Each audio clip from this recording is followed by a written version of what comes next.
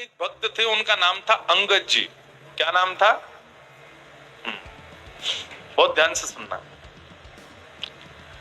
श्री अंगद जी जो थे, ये एक राजा के सेनापति थे, और राजा जो था ना, वो इनका भतीजा ही था। एक चरित्र सुनाऊं एक भक्त का, अंगद जी का, बहुत ध्यान से सुनना। अंगद जी अपनी पत्नी से बहुत प्रेम करते थे, और उनकी पत्नी सत्संग से बहुत प्रेम करती थी। ठाकुर जी की कथा, कीर्तन, वैष्णव वार्ता, इनमें उसकी बड़ी रुचि। लेकिन अंगद जी को कथा आदि में बिल्कुल कोई रुचि नहीं थी। अपनी पत्नी से कहते थे, सुनो तुम खूब कथा सुनो, खूब मंदिर जाओ, जो तुमको करना है करो, पर मुझसे कभी नहीं कहना कि तुम करो, मेरे को कभी नहीं छेड़ना। पत्नी के मन में आता तो था कि ये भी भजन करें, लेकिन कोई बात नहीं, जैसी हरी इच्छा। अंगद जी रोज शाम को आते, पत्नी के पास बैठते, खूब प्रेम करते थे अपनी पत्नी से। एक दिन एकादशी का दिन था, आज एकादशी है। एकादशी का दिन बड़ा महत्वपूर्ण माना जाता है। एकादशी के दिन अंगद जी की पत्नी ने कुछ संतों को अपने घर बुलाया और सत्संग होने लगा घर में। प्रवचन ऐसे ही घर में बैठ के सब करने लगे। शाम को अंगद जी जब लौट करके आए, उन्होंने देखा घर में तो आज अलग ही रौनक है, इतनी सारी भीड़ आ रखी है, सब लोग नाच रहे हैं, गा रहे हैं, कीर्तन कर रहे हैं, कथा सुन रहे हैं। अंगद जी को बड़ा गुस्सा आया। मेरी आज्ञा के बिना मेरे ही घर में प्रवचन हो रहा है, मेरे ही घर में सत्संग चल रहा है, अरे कभी रोका तुमको कहीं जाने से? खूब जाओ, बाहर जाके कितना भी कथा सुनो, घर में क्यों करवा रही हो? अंगद जी ने जाकर के व्यासपीठ पर वैसे व्यास जी का अपमान कर दिया। बोले कि आपसे हाथ जोड़ के विनती है, तुरंत चले जाइए, ये मेरा घर है, मेरी अनुमति के बिना आप यहाँ कैसे आए? और सब लोगों से भी कहा, आप सबसे भी हाथ जोड़ के प्रार्थना, यहाँ से चले जाइए, ये कोई आश्रम नहीं है, घर है मेरा, चलिए निकलिए यहाँ से बाहर। पत्नी बोली, अरे सत्संग चल रहा है, अभी तो ऐसा मत करो। अंगद जी ने किसी की नहीं मानी, सबको भगा दिया। पत्नी को बहुत बुरा लगा। उसने मन में विचार किया, जो हरि का नहीं है उसको मैं अपना पति कैसे मान सकती हूं? तजोरे मन, कल हमने ये पंक्ति गाई थी ना, हरि विमुखन को संग। कई लोग मुझको इस बात पर कह देते हैं, महाराज जी आप क्या शिक्षा दे रहे हो लोगों को? क्या ऐसे पति को छोड़ दें, पत्नी को छोड़ दें? तो इस प्रकार से तो गृह कलेश हो जाएगा। भैया देखो, एक बात आपको बताऊं, मानव का स्वभाव है, वो शरीर से यदि किसी को स्वीकार कर रहा है तो वो स्वीकार्य नहीं है, मन से स्वीकार करे वो स्वीकार्य माना जाता है। हम शरीर से किसी को अपना मानते हैं तो वहां पर हमारा संबंध पुष्ट नहीं होता। संबंध की पुष्टि तो हृदय से होती है, हृदय से आप उसको मानते हो कि नहीं। और कोई व्यक्ति यदि शरीर से ना भी हो, हृदय से यदि आप उसको स्वीकार कर चुके तो निश्चित है आपका संबंध पक्का है।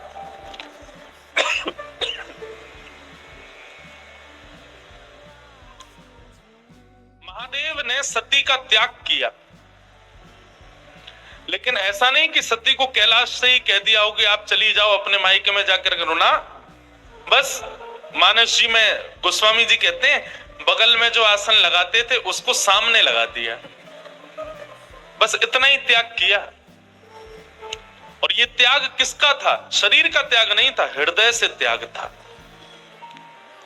तो इसलिए भैया, यदि ऐसे लोग परिवार में हैं, ऐसे लोग मित्र हैं, ऐसे लोग ऑफिस में काम करते हैं जो भगवत संबंध नहीं रखते, उनका शरीर से त्याग नहीं करना है, मन से त्याग करना, मन से कभी उनको स्वीकार नहीं करना है।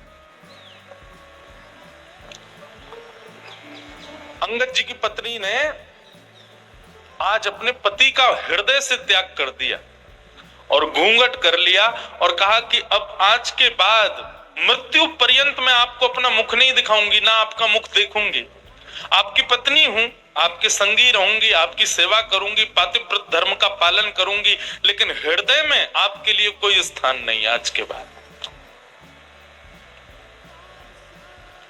अंगद जी की पत्नी अब तो घूंघट करके रहती है, अंगद जी ने मुंह ही नहीं दिखाती अपना अंगद जी को। 1 महीना 2 महीना 6 महीने बीत गए महाराज। अंगद जी बड़े उदास, बहुत प्रेम करते थे अपनी पत्नी से। अब तो कार्य में भी मन नहीं लगता। एक दिन ऐसी घोड़े पर बैठ करके कहीं जा रहे थे, तो चलते चलते उन्होंने देखा कहीं कथा चल रही है। मन में आया इसी कथा ने ही मेरा घर बर्बाद करवा दिया, इसी की वजह से सब खराब हुआ। 2-3 दिन बाद फिर से निकले तो फिर कथा चल रही थी, तो मन में आया कि ये कथा में ऐसा होता क्या है जो मेरी पत्नी को इतना प्रिय लगता है, चल के सुनूं। अंगद जी आकर के पीछे उदास हताश तो बैठे ही थे, घर में मन लगता नहीं है, आके बैठ गए। कथा में बंधुओं 3 प्रकार के लोग आते हैं। पहले आमंत्रित लोग, जिनको निमंत्रण दिया गया है कि भैया हमारे घर में कथा है, आपको आना है। दूसरे वैष्णव कथा प्रिय लोग, उनको बस पता चल जाए कथा कहां हो रही है, वो ये विचार नहीं करेंगे दूरी कितनी, समय कितना लगेगा, कहां क्या, निमंत्रण की भी अभिलाषा नहीं, बस पता चल जाए कथा कहां है, वो पहुंच जाते हैं। और तीसरे संसार के मारे दुखियारे लोग, जिनको घर में या व्यापार में कहीं भी कुछ मिल नहीं रहा है, बड़े उदास अपने जीवन में जी रहे हैं, वो आके कथा में बैठते हैं। तो ऐसे ही अंगद जी आकर के बैठ गए। अंगद जी आकर के बैठे तो निश्चित कथा सुनते सुनते उनके हृदय को बड़ी शांति सी मिली। बंधु एक बात बताऊं, गीता में भगवान अर्जुन से एक बात कहते हैं। अर्जुन ने कहा कि नाथ, व्यक्ति सुख की प्राप्ति के लिए इतनी मेहनत करता है तो उसको सुख मिलता क्यों नहीं है? भगवान ने कहा डेस्टिनेशन गलत चुनी है मानव ने, सुख नहीं। हमने डेस्टिनेशन ही गलत चुन रखी है। हर कार्य के पीछे हम चाहते क्या है? सुख मिले। भगवान कहते हैं इसको बदलो, सुख नहीं शांति मिले। शांति की भावना से कर्म करो, शांति की भावना से क्रिया करो। हम क्या करते हैं? हमको सुख मिले, ऐसा करूं इतना मिल जाएगा, ये करूंगा वो करूंगा, ऐसा बनाऊंगा, ऐसे बैठा करूंगा, ऐसा कमरा, ऐसे सोफे, ऐसा, ऐसी पत्नी, ऐसी गाड़ी, ये सब सुख जन्य हम लोग कर्म करते हैं और वही सुख हमको नहीं मिलता। फिर आप अपने क्रिया के पीछे उद्देश्य शांति रखो। भगवान कहते हैं तब मानव प्रसन्न रहेगा। क्योंकि अर्जुन, सुख की भी एक लिमिट होती है, उससे ज्यादा यदि मिल जाए तो व्यक्ति दुखी हो जाता है। आपके गुजरात में श्रीखंड मुझे बड़ा प्रिय है। मैं द्वारिका, मैं अहमदाबाद तो मेरी पहली बार कथा और गुजरात में मेरी दूसरी कथा है। ये श्रीमद् भागवत की पहली कथा हमने की द्वारिका में और आज 7 साल बाद दूसरी कथा कर रहे हैं अहमदाबाद। बाकी बीच में 2 दिन 4 दिन के सत्संग तो हुए हैं कई बार, पर सप्ताह कथा दूसरी बार हो रही है। तो मैं जब भी गुजरात आता हूं तो श्रीखंड मुझे बड़ा प्रिय है। लेकिन आप एक कटोरी खिला दो, मन भर जाएगा। दूसरी कटोरी दोगे तो मैं भाग जाऊंगा। आप कहोगे महाराज जी आपको बड़ा प्रिय, खाओ ना। अरे कैसे? मुझे याद नहीं है, लेकिन फिजिक्स में हम लोग जब स्कूल में पढ़ते थे तो एक चैप्टर पढ़ाया गया था, उसमें यही बात थी। जब भागवत पढ़ी तो हमको और ज्यादा क्लियर हुई कि कोई भी वस्तु का अति सेव्य जब हम करते हैं तो वही वस्तु हमको कष्टदायी लगने लगती। रसगुल्ला यदि पसंद है तो 1 2 3 4 5 खा लो, 6वां रसगुल्ला देखते ही वमन हो जाएगा। संसार की हर वस्तु ऐसी है। तो अर्जुन, सुख नहीं शांति को रखो। किसी भी क्रिया को करने के पीछे उद्देश्य क्या हो? मुझे शांति मिले, तब देखो कर्म करके कैसा सुख मिलेगा। तो कथा में सुख मिलता है लोगों को। यहाँ पर आप मौन अवस्था में बैठे हो, एक ही आसन पर बैठे हो, ना पानी पी रहे हो ना चाय पी रहे हो। 4 घंटे आदमी बिना चाय कैसे रहे, बिना खाए कैसे रहे, लेकिन यहाँ रह रहे हो। क्यों? शांति मिल रही है। सुख नहीं, शांति। अंगद जी को बड़ी शांति मिली। अब तो अंगद जी ने नियम बना लिया, रोज जाते थे कथा सुनने। 7वें दिन कथा पूरी हो गई। अंगद जी जैसे ही आए तो देखा कोई भी नहीं था। किसी से पूछा, भैया आज कथा नहीं होगी? बोले 7 ही दिन की होती है, कल हो गई पूरी, आज तो चले गए व्यास जी। बोले कहाँ चले गए? बोले दूसरी कथा करने। बोले कहाँ हो रही है उनकी कथा? बोले उस गांव में हो रही है। अंगद जी दौड़ गए, उस गांव में पहुंचे, वहां जाके सुने। अब तो ऐसा चस्का लगा अंगद जी को, जहां भी कथा होती अंगद जी जाते। एक दिन उन्हीं के नगर में कथा हो रही थी, अंगद जी इधर बैठे थे और उनकी पत्नी थोड़ी दूर बैठी थी। दोनों को ही नहीं पता कि दोनों कथा में बैठे। व्यास जी ने जैसे कीर्तन गाया, अंगद जी के नेत्रों से अविरल अश्रुधार ऊर्ध्वबाहु होकर के नृत्य करने लगे आनंद से। तभी पत्नी की दृष्टि गई, ये कौन नाच रहा है? अरे ये तो अंगद जी हमारे पतिदेव हैं। तभी मैं कहूं कुछ समय से ये पहले तो बड़े दुखी रहते थे कि मैं मुख नहीं दिखाती, कुछ समय से बड़े प्रसन्न रहते हैं, मुझसे ज्यादा बात भी नहीं करते, अपनी सेवा पूजा भी करने लग गए हैं और बड़ा सामान्य सा बड़ा सुखमय जीवन जी रहे हैं। मैं सोच तो रही थी बदलाव कैसे आ गया, ये कथा सुनते हैं। आज शाम को कथा के बाद जैसे ही अंगद जी घर लौट करके आए, पत्नी ने अपना घूंघट ऊपर कर लिया। अंगद जी बोले, अरे देवी मैं आ गया हूं, घूंघट नीचे कर लो। बोले नहीं नहीं, अब तो घूंघट नहीं करना। क्यों? मैंने इसलिए घूंघट किया था कि आप कथा से प्रेम नहीं करते थे, परंतु अब तो आपने कथा को स्वीकार कर लिया ना, अब मैंने जो त्याग का संकल्प लिया था उसको छोड़ दिया। अंगद जी बोले, वो बात तो ठीक है, लेकिन मैं तुमको सत्य बताऊं, जब से मैंने कथा सुनना प्रारंभ किया ना, मुझे पहले तुम्हारे रूप में बड़ी आसक्ति थी, पर अब मुझे वो आसक्ति नहीं है। अब तो मुझे बस एक ही अभिलाषा, मेरे जगन्नाथ मुझे कब दिखेंगे, मेरे द्वारिकाधीश, उनकी रूप माधुरी का दर्शन मुझे कब होगा। ऐसा अंगद जी का जीवन। बंधुओं, अंगद जी ने अपनी पत्नी से कहा, देवी अब हम दोनों वैष्णव हो गए, चलो हम जगन्नाथपुरी दर्शन करने चलेंगे। लेकिन अभी अभी सुना है कि एक बहुत बड़े युद्ध के लिए राजा के साथ मुझे जाना है, युद्ध से जब वापस आ जाएंगे फिर हम जगन्नाथपुरी चलेंगे। ठीक है। युद्ध में अंगद जी गए, जाकर के युद्ध किया। युद्ध का नियम होता था, जो राजा हारता था उसका सारा धन हड़प लिया जाता था और जीतने वाले राजा को दे दिया जाता था। अंगद जी जब उसका सारा धन लेने लगे तो वहां एक अद्भुत मणि थी। उस मणि को देख करके अंगद जी बड़े प्रसन्न हो गए। बोले, बड़ी सुंदर मणि है, मुझे ठाकुर जी को कुछ निवेदित करना है, ठाकुर जी को मैं जगन्नाथपुरी जाऊंगा, कुछ देना है। कोई बात नहीं, मैं ये मणि अपने संग ले जाता हूँ, ये ठाकुर जी को दे दूंगा। और उस मणि को अंगद जी ने अपनी पगड़ी में छुपा लिया। थी तो वो चोरी, लेकिन अंगद जी का भाव क्या था कि मुझे ठाकुर जी को देनी है। भगवान से बोले, प्रभु इसके बदले भले ही मुझे दंड मिल जाए, लेकिन मैं ये दूंगा आपको, ये है आपकी, मुझे नहीं चाहिए लेकिन मैं आपको दूंगा। किसी सैनिक ने जाके राजा को बता दिया कि अंगद जी ने एक मणि को अपनी पगड़ी में छुपा लिया है।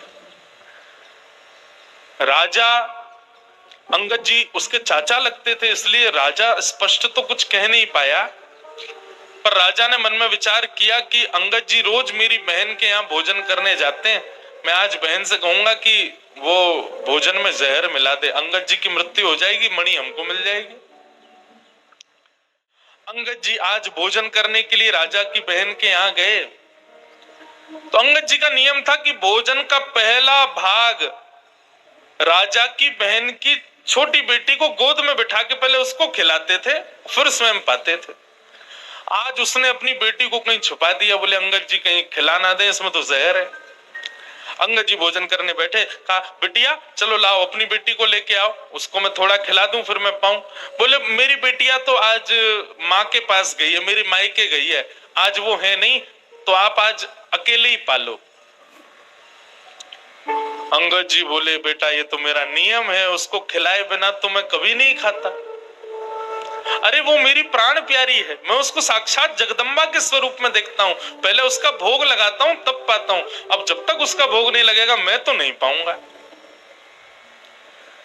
तो राजा की बहन ने सोचा, ये मेरी बेटी से इतना प्रेम करते हैं और मैं इनको जहर दे रही हूँ। उसने थाली उठा ली, बोले कि ये पूरा भोजन ही आपके लायक नहीं है चाचा जी, इसमें मैंने विष मिला दिया है। अंगद जी ने थाली पकड़ी, बोले तुमने इसमें विष मिला दिया? बोले हाँ। बोले क्यों? मेरे भाई को वो मणि चाहिए जो आपने पगड़ी में छुपा रखी, इसलिए उसने मुझसे कहा कि विष दे दो। पर आपका प्रेम देख करके मेरा मन हो रहा है कि मैंने बहुत बड़ा अपराध किया, मैं ये विष आपको नहीं दे सकती। अंगद जी बोले वो सब बात छोड़ो, ये बताओ क्या तुमने इस थाली का भोग लगाया था भगवान को?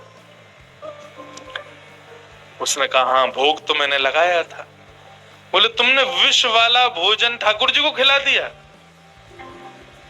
बोले क्योंकि आप बिना भोग लगाए पाते नहीं है, इसलिए भोग तो मुझे लगाना पड़ा। अंगद जी बोले अब तो इसको मैं ही पाऊंगा, जब विष ठाकुर जी ने पा लिया तो मैं कैसे छोड़ूं? और अंगद जी जबरदस्ती हठ पूर्वक उस थाली को लेकर के बैठ गए और एक एक कवल खाने लगे। ज्यों ज्यों कवल मुख में जाने लगा, अंगद जी का उतना ही तेज बढ़ने लगा। ये आश्चर्य देख करके राजा की बहन नतमस्तक हो गए। जाको राखे साइया, मार सके ना कोई, बाल न बांका कर सके जो जग बैरी हो।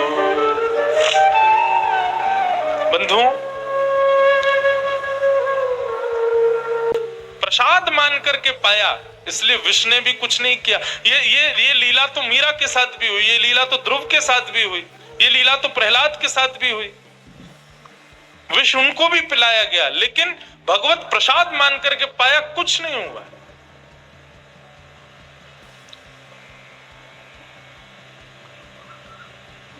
अंगद जी महाराज अपनी पत्नी से जाके बोले देवी अब हमको विलंब नहीं करना चाहिए, क्योंकि राजा मेरे पीछे पड़ गया है, वो कभी भी मेरा वध कर सकता है। मेरा वध कर दे मुझे चिंता नहीं, पर मुझे जगन्नाथ जी को एक बार देखना है। और रात्रि में ही अंगद जी अपनी पत्नी के साथ जगन्नाथपुरी के लिए निकल गए। राजा को किसी दूत ने जाकर के रात्रि में खबर कर दी, बोले अंगद जी निकल गए हैं महाराज। बहुत ध्यान से सुनिएगा, बहुत सुंदर कथा है। आज बहुत दिन बाद में अंगद जी का पूरा चरित्र पता नहीं क्यों सुना रहा हूं। हमारे पूज्य नाना जी भागवत के वक्ता थे, वो कहते थे कि कभी अनायास किसी भक्त का भाव कथा कहते कहते आ जाए तो यही समझना चाहिए लाला कि वो भक्त उस कथा में पधारे हैं, वो भक्त अपनी उपस्थिति दर्ज करा रहे हैं, इसलिए व्यासपीठ से बुलवा रहे हैं।